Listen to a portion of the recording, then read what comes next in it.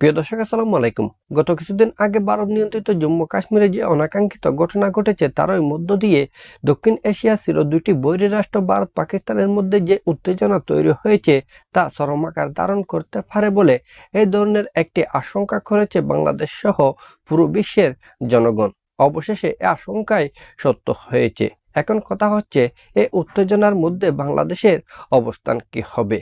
এ সময় এসে বাংলাদেশের পররাষ্ট্র মন্ত্রণালয় থেকে এক সংবাদ বিজ্ঞপ্তিতে জানানো হয়েছে, ভারত এবং পাকিস্তানের মধ্যে যে অস্থিরতা চলছে তা বাংলাদেশ নিবিড়ভাবে পর্যবেক্ষণ করছে। সেই সাথে এই দুটি দেশের প্রতি এই আহ্বানও জানানো হয়েছে যে এই দুটি দেশ এমন কোনো আচরণ করবে না যাতে করে এই অস্থিরতা আরও বৃদ্ধি পায়।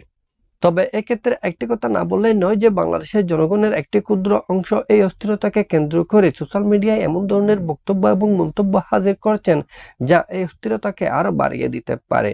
আমাদেরকে প্রতিবেশী দেশের জনগণ হিসেবে দায়িত্বশীল আচরণ করতে হবে যাতে করে এই দুটি দেশের অস্থিরতা ক্রমশই প্রশমিত হয়, ক্রমশই নিম্নের দিকে ধাবিত হয়। কারণ পড়শি দেশে যদি কোনো ধরনের অস্থিরতা তৈরি হয় তার প্রভাব আমাদের দেশে এসেও পড়তে পারে। আমাদের পরবর্তী ভিডিও পাওয়ার জন্য আমাদের এই চ্যানেলটি সাবস্ক্রাইব করবেন। সবাইকে ধন্যবাদ। আসসালামু আলাইকুম।